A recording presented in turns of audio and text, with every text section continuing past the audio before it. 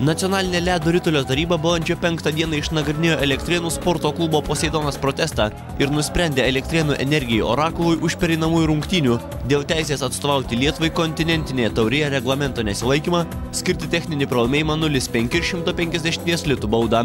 Tokios sankcijos numatytos rungtynių reglamente.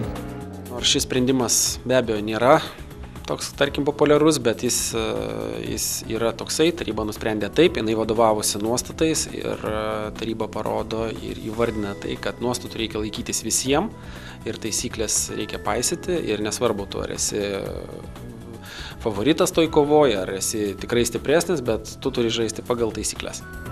Poseidono komanda užprotestavo rungtynių rezultatą, nes Energijos gretose žaidė Arnoldas Bosas, kuris pasak lygos atstovų tokios teisės neturėjo.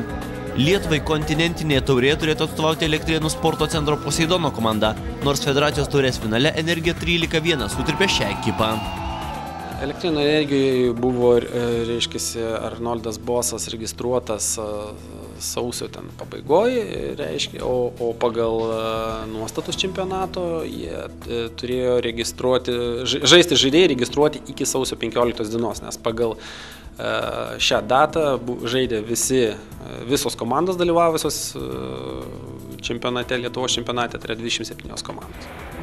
Ledo ritulio federacijos prezidentas ir vienas Energijos Orakulo klubo vadovų Petras Nausėda tikina, kad toks sprendimas yra absurdiškas ir jis kenkia visam Lietuvos ledo rituliui.